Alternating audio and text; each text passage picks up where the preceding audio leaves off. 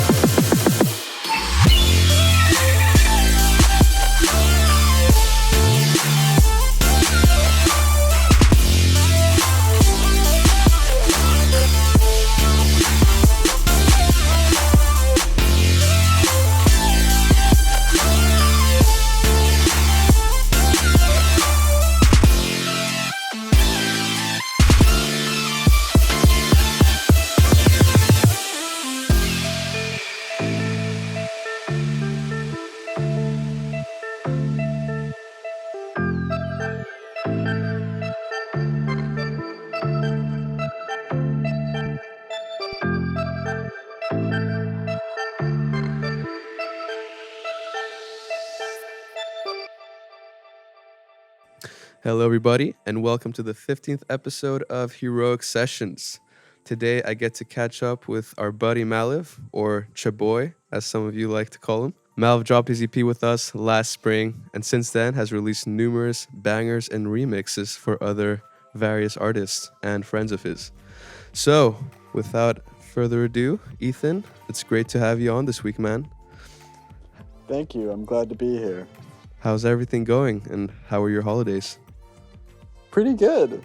I'm home here in Tokyo for winter break out of school, and I'm taking some time to do some chilling, to do some producing, a little bit of skiing, a little bit of sightseeing, a little bit of this, a little bit of that.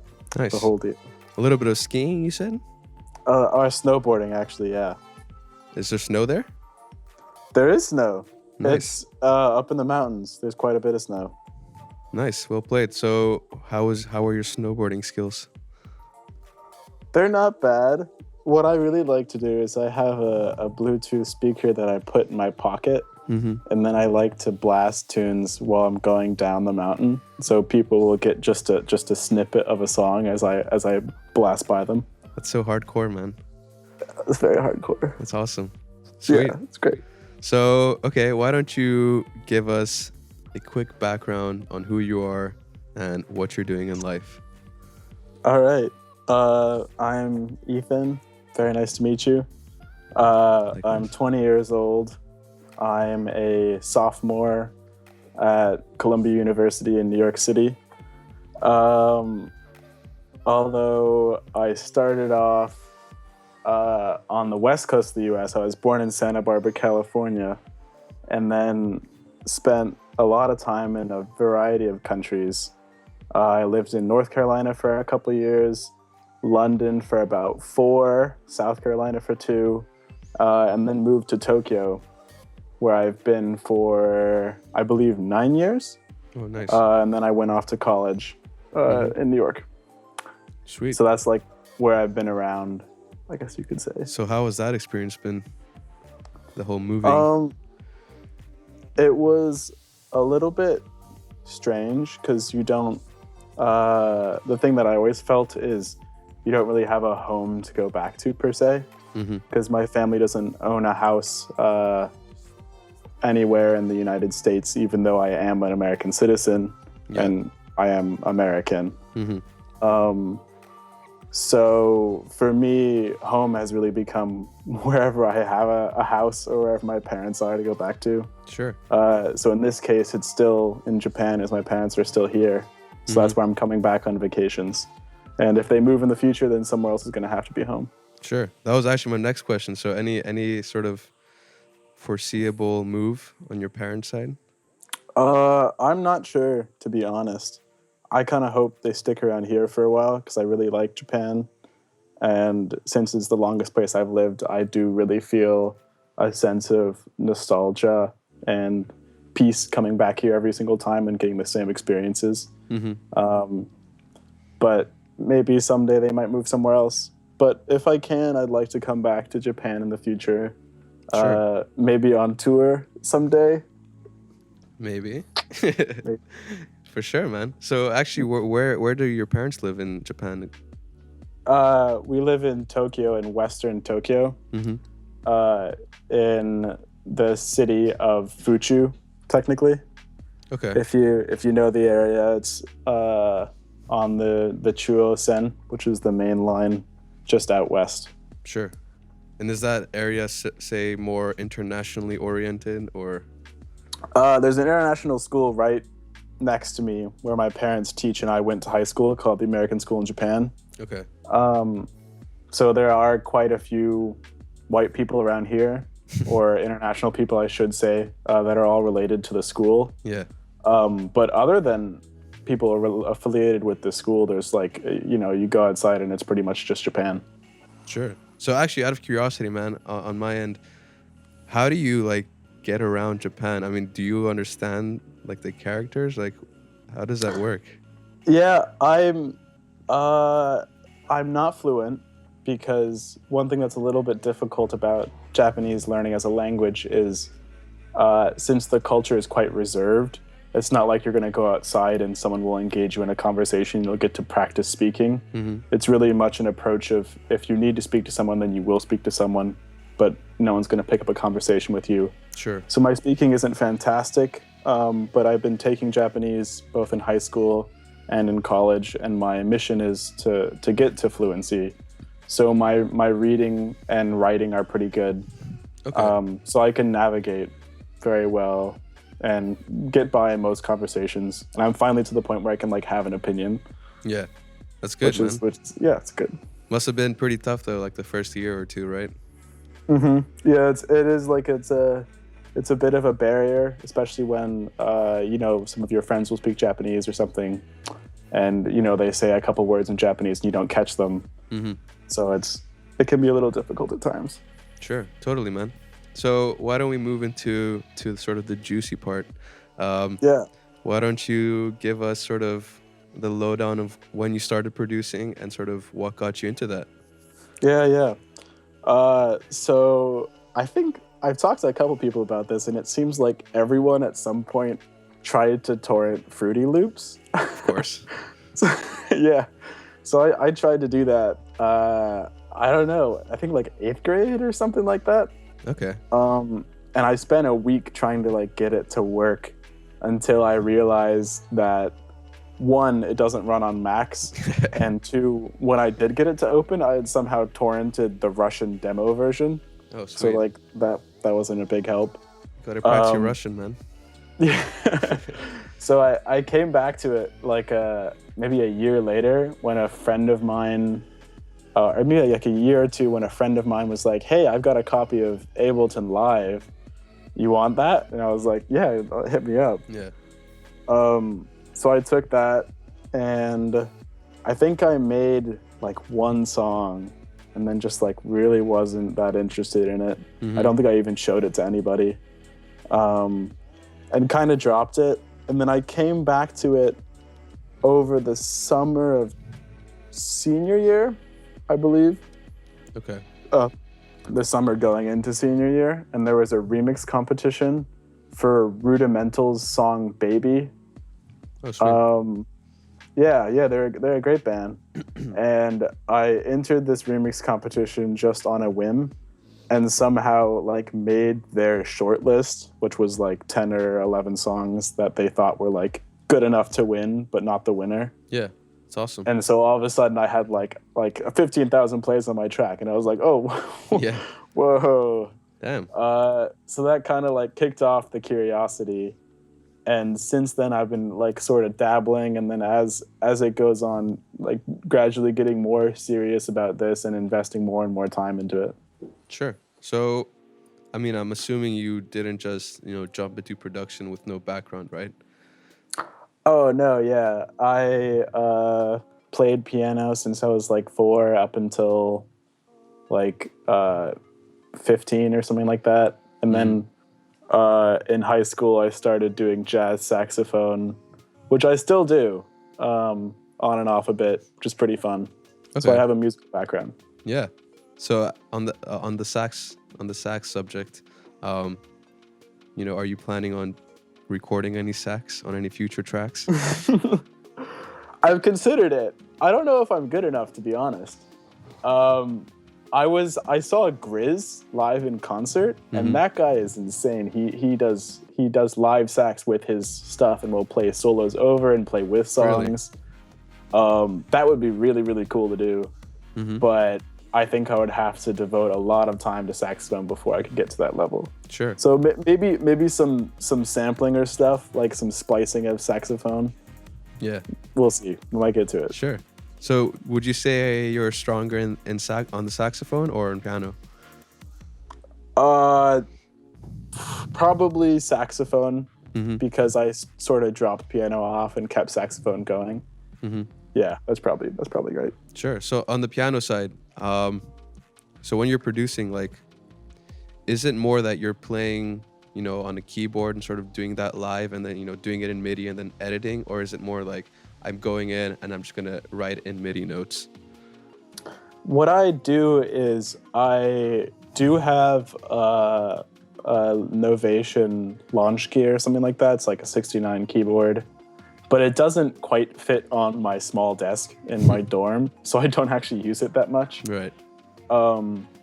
I do spend quite a bit of time working on chords and melodies and stuff, which I will...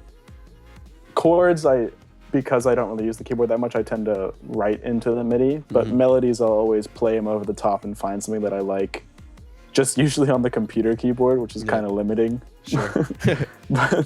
but if it works, it works. And then I'll go back and I'll edit them in MIDI. I think I tend to stay on the MIDI side more than I do the playing side. Sure. Just depending on the track, though. That's interesting, man. So do you not feel like, not playing something live or, having a keyboard, say, there to like play the chords sort of limits you to some extent if you're just doing MIDI? Like, do you think that limits your creativity? No, I don't think I would say so. Because even when you're doing all the MIDI editing, even if you're not playing it in by hand, you got the same feeling, the same ideas. It's just you're doing it in a slower process. Yeah. So, if I wanted to, I could take out my keyboard and play these giant chords and figure out all the correct voicings. But a lot of the times it's just easier to put it in a loop and then write in what I know to be the correct voicings. And that usually works out a lot faster for me. Interesting.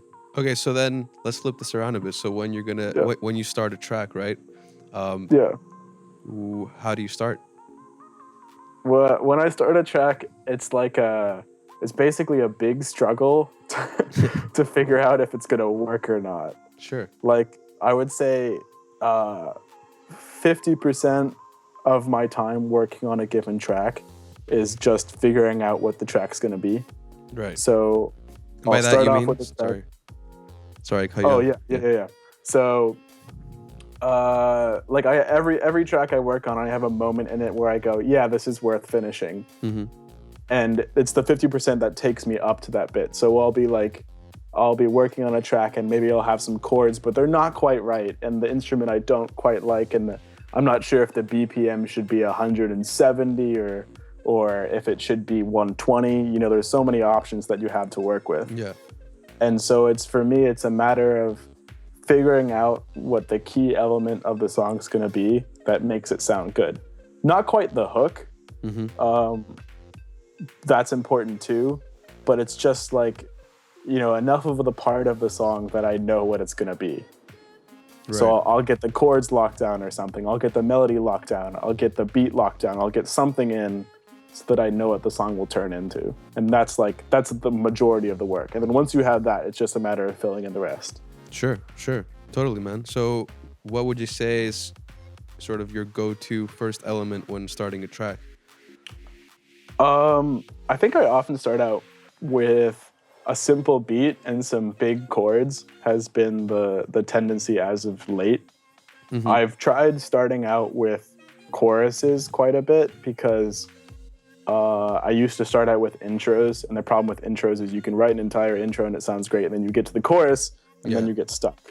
Totally. But a lot of the time it's easier to start from the chorus and then work backwards and figure out what the intro is going to be, figure out what the bridge is going to be, figure out what the next chorus or third chorus, the outro. So if you can have that key element of the track, you can build around it instead of starting from the intro and building forward. Sure. Yeah, that's totally understandable, man.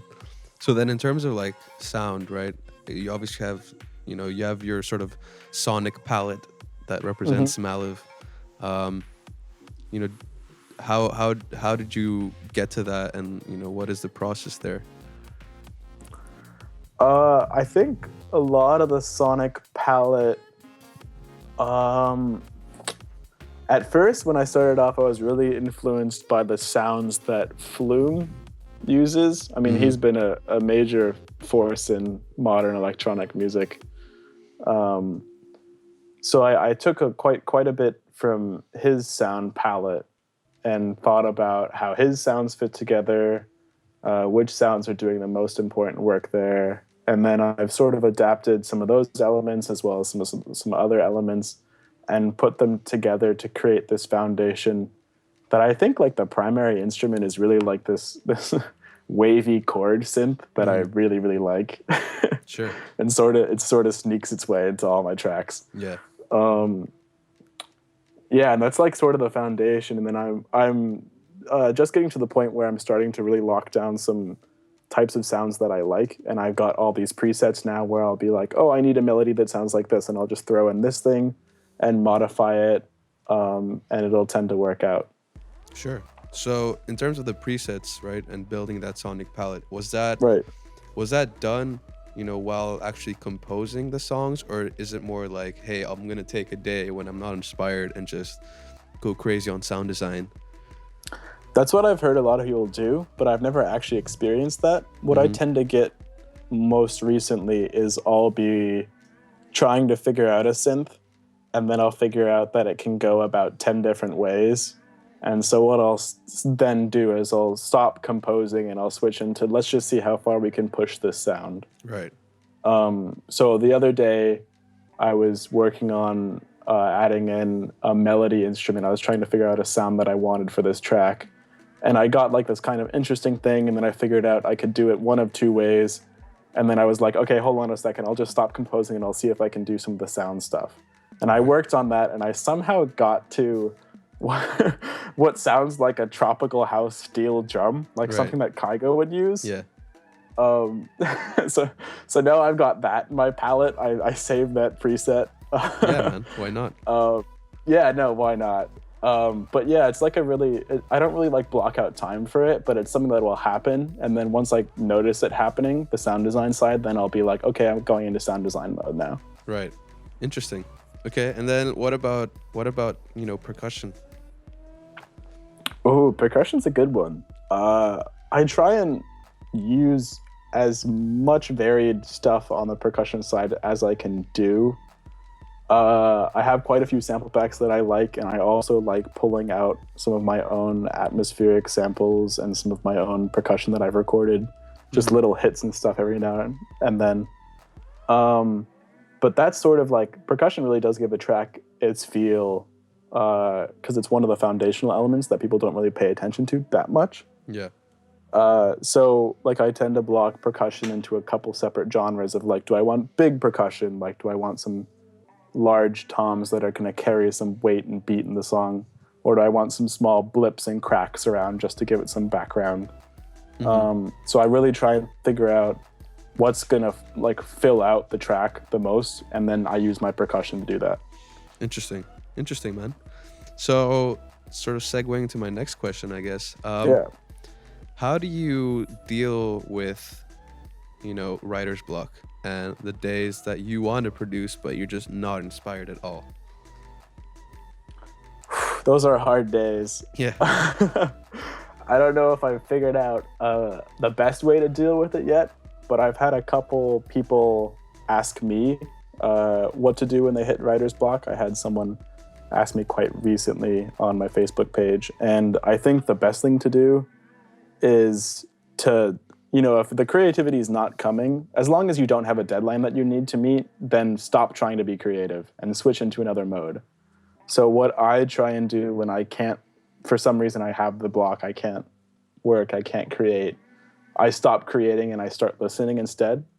So I'll go into an analytical mode and I'll listen to some of my favorite tracks of the moment and try and break down each element, what that element is doing, why it's important and why it fits in the track, and then maybe how I can do something similar to that element. So if the creativity side isn't working for you, don't try and make it work. Just, you got to do something else. So the analytics is what I like to do. Sure. So actually you brought up a good point, deadlines. Yeah. Do you feel that helps with inspiration and like getting a track done, or have you seen that sort of being having a negative impact on you? I think it's possible for it to have a negative impact, although it doesn't always have a negative impact. I think deadlines can be really good for the phase of a track where you get to it, where you've heard it 1,000 times, and you don't even know if it's good or bad or anymore. You just know what it sounds like. Yeah. And at that point, what you really need to do is, if you have a deadline, then you have a reason to tail it off and make it into something workable, something that will work, something that'll sound good, and the deadline will help you out then. But if you're struggling for the creativity side, if you can't do that creation piece, then the deadline isn't really going to help you. Right. Totally, man. Yeah, understandable. Okay. So circling back to sort of our earlier conversation where you were talking about, your internationalism / international background. Do you feel like that's helped with your inspiration and sort of broadened your horizon in some sense to think outside the box, let's say? Gotcha. I think it's given me the opportunity to experience a lot of different types of music firsthand, as well as like cultural elements. But I don't think it consciously plays its way into my music, but there is something there that, everything you hear does work its way into what you create. So, for example, on all the train lines in Tokyo, they play these adorable little jingles when the doors are closing. I think that they're online somewhere, and a friend of mine has a songbook of all of them. Really? I actually just recorded some the other day because I want to see if I can fit them into some atmospheric stuff somewhere. And that little melody, that's still living in my head somewhere. I can sing them to you as soon as I hear the first note. So I think that the opportunity to hear a lot of different sounds does make it into my work in some form or another. Sure. Yeah, because if we're looking back at the Nogawa EP, right? I personally felt like that had a lot of inspiration, from that sort of, Japanese Eastern sort of sound influence, let's say, right? Was that a conscious choice, or did that just naturally happen? I think that sort of happened to the EP as I was working on it. That was a bit of an interesting one because the EP was created originally. It started off in Japan and then it finished up in America, in New York, when I went to college. Oh, okay. And it sort of symbolizes that move in a way. Because, fun facts, Nogawa, the title of the album and the first song is the park that's literally next door to my house. So it holds like a very strong nostalgic place because this is this is where I grew up. This is where I've gone on bike rides. I've hung out most days of the week in this park. And in the first 3 tracks of the EP, there is a recording of cicadas from that park, from Nogawa. I went before I left over the summer and I biked out into the middle of the park and I took a field mic and I held it over my head for a couple minutes and got some cicadas, and I figured it had a good place in the song. Nice. Sorry, what are cicadas? They're these little bugs that will latch on the trees and stuff, and they make that really, really high the chirping sound. Buzzing chirping sound. Those ones. Oh, okay, right. Got you. Yeah. Awesome, man. That's awesome. Using nature to your advantage. Yeah, nature as an inspiration. Totally, man. Okay, so then making this more general, right? Overall, where do you draw your most inspiration from? What would you say is your go-to place? Good question. I would say a lot of my inspiration comes from other people. I think the stuff that other artists are doing is always a good way to do a check on your own work. Because I think the idea is you have to know the game so that you can get ahead of the game. You have to be able to know where the envelope is so that you can push it. Sure. So you have to take into all the sounds that are currently working, take those and see how you can push them a step further. And what other people create is the only sort of the chaos of what other people do, and all the music that they create will give you new insight and allow you to push out new material. Because everything else in the world is predictable except for people, pretty much. Sure. Makes sense, man. Okay, then on that note, who would you say is sort of your most influential artist right now, and someone who you're looking out for a lot? My most influential artist. On the note of Flume, who I mentioned earlier, I am excited to see what he's gonna do with his new album, Skin. Mm-hmm. As for other people who I'm influenced by, I would actually have to say I really like what a lot of the artists on Heroic and Villain are doing these days. I think, yeah, represent, right? Shout outs. I think there's like some of the guys have interesting sounds, and you know, if you can hear the people who are right next to you creating, you know, it allows you to push further. Yeah, man, for sure. And what about like an all-time classic musician who you're like, okay, that's my jam? All-time classic.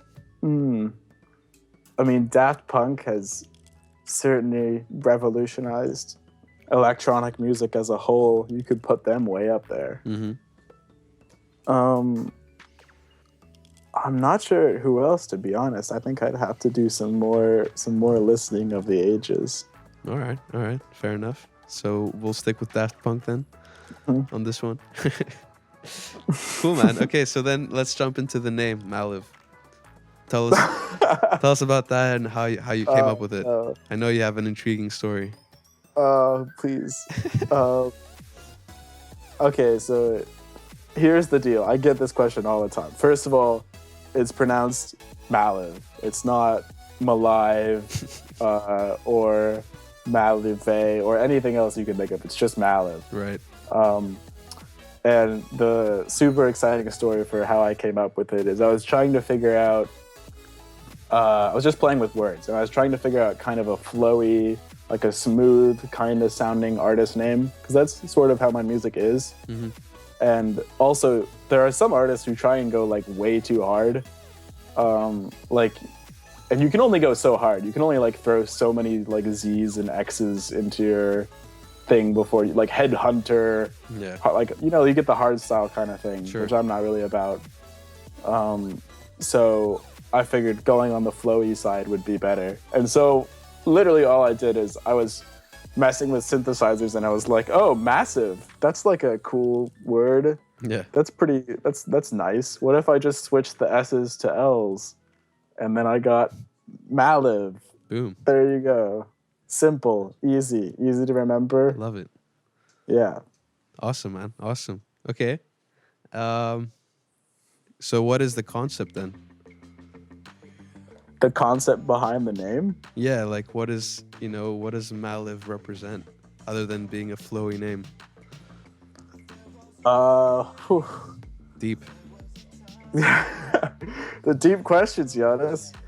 I haven't really figured that out yet. Okay. You know, it's like it's a journey, man, and the name is coming with me. Mm-hmm. It does represent fluidity, like the smoothness. In one respect, people have pointed out to me that it actually like has other meanings because of like mal, the root of bad or evil, and then like live or live, to be alive, like a bad life. Yeah. That's not dark. really the angle I was going for. It's pretty depressing, man. Yeah, no, that's not. Yeah, don't take it that way. Yeah.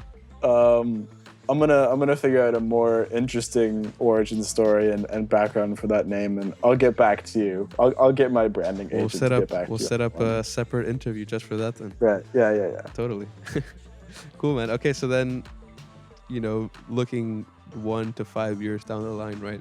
What is the dream with Malllive? Like, what do you want to accomplish? I think it would be nice to do this gig full time at some point, if I could figure out a way to push it big and to live off the income and do the whole touring deal. Mm-hmm. And really get my music out there as far as I can. Yeah. That's the dream. We'll see if we get there. I'm really hoping we do, and I'm working towards that. Sure. I've been telling people Izu in the next 5 years, Electric Zoo. That's a concert in New York. Yeah. So I think I can get there. Okay. And in terms of like, I don't know, a deeper angle to the, to the dream of Malllive, like try and inspire young minds or something. I don't know. Oh. Is there anything there? I think that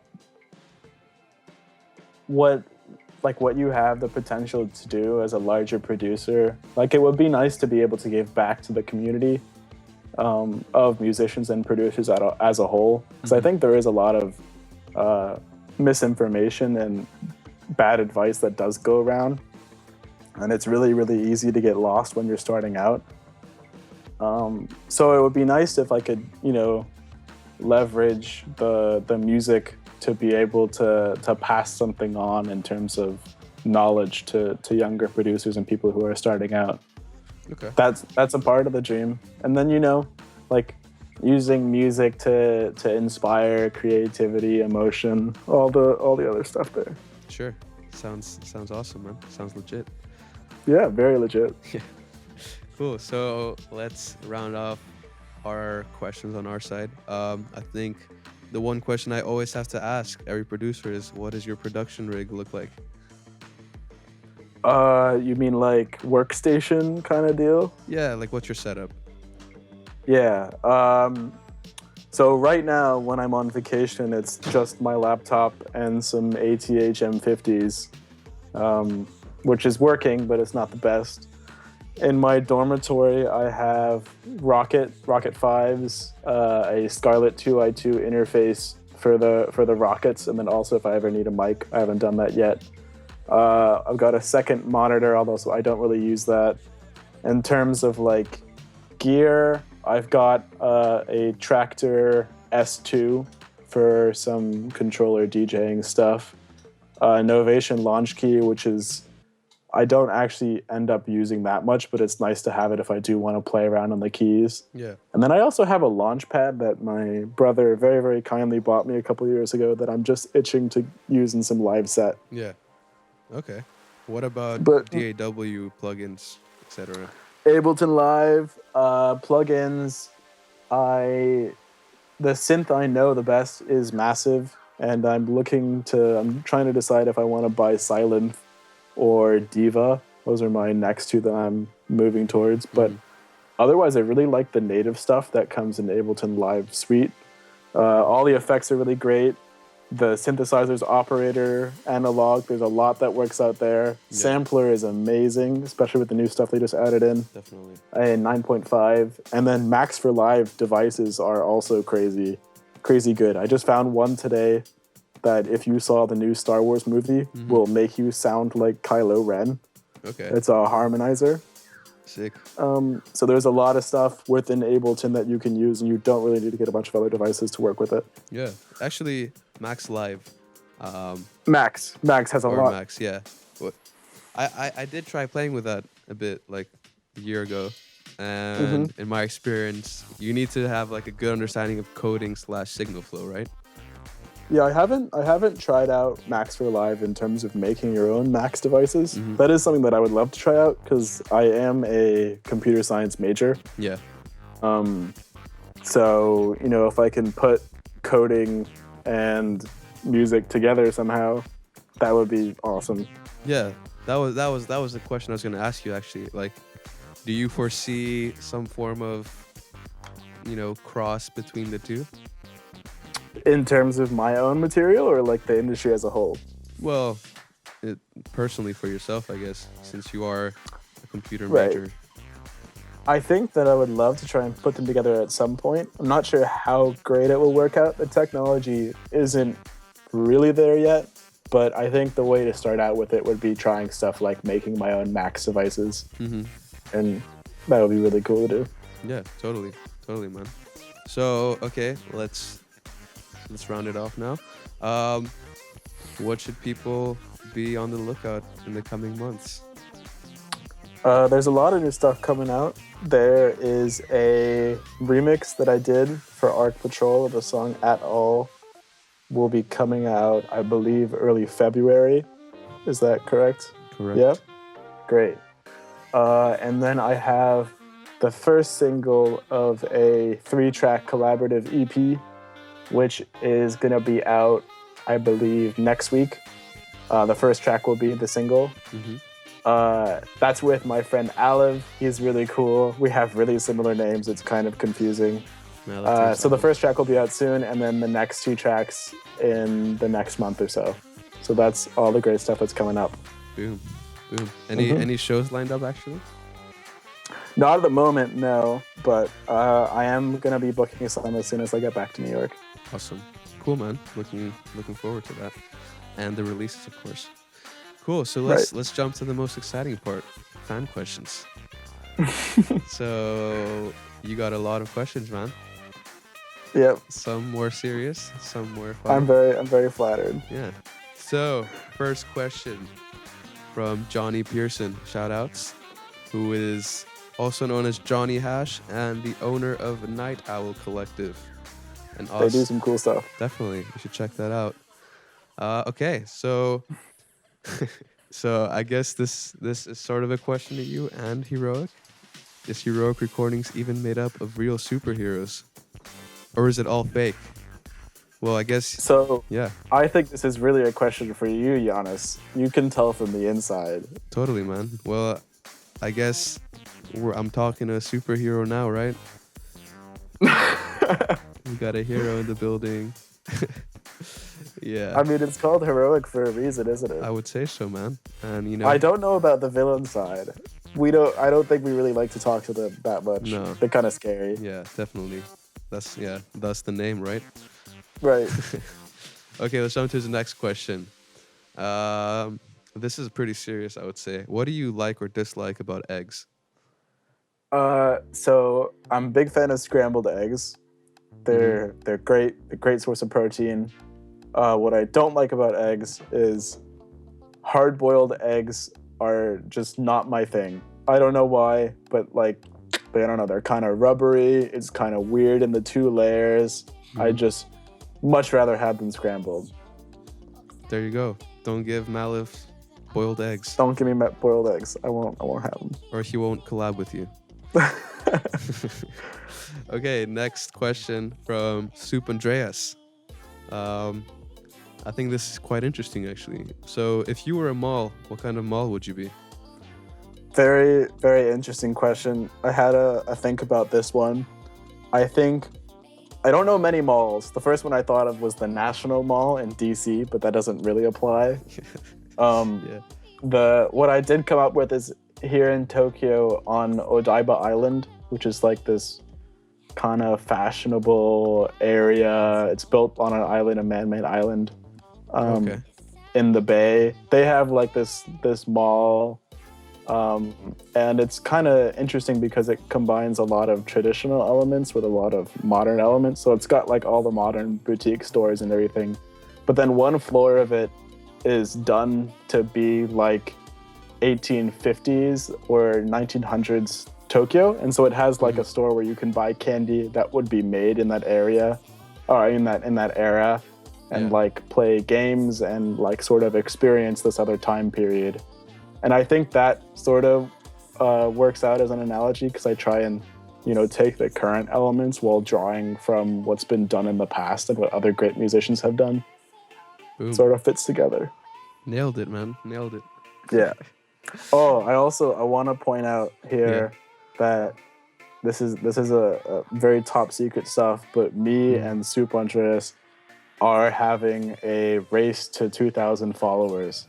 And I was ahead for a long time, but with his recent track, just so you know, he's like 100 ahead of me. So what you should be doing is you should be unfollowing him and double following me on your Aspera account. Boom. Because the competition is live. The competition, it's a big competition. It's no secret anymore. I've told the public. It's out there. But no, he's doing some great stuff. He's doing well. For sure. Cool. Next few questions from Ho1 Bian, Eli Fu, and Eric Shao, all with the same question here. And you sort of answered this, but maybe you can sort of reiterate. How do you pronounce? It's pronunciation, Malllive. Very easy. The way that I thought of it, or the way that you can think of it, is it's like you're going to say Malibu, but then you say something that's a lot cooler than Malibu, and it's Malllive. Definitely. That is 100 times cooler than Malibu. Right. Why would anyone go to Malibu? Right, I know. Right? Okay. So next question from Woojin Lee. How does your roommate survive with sick beats blasting out of your dorm 24/7? Very good question. He's told me a couple times that he can sleep in any condition, and has proven himself.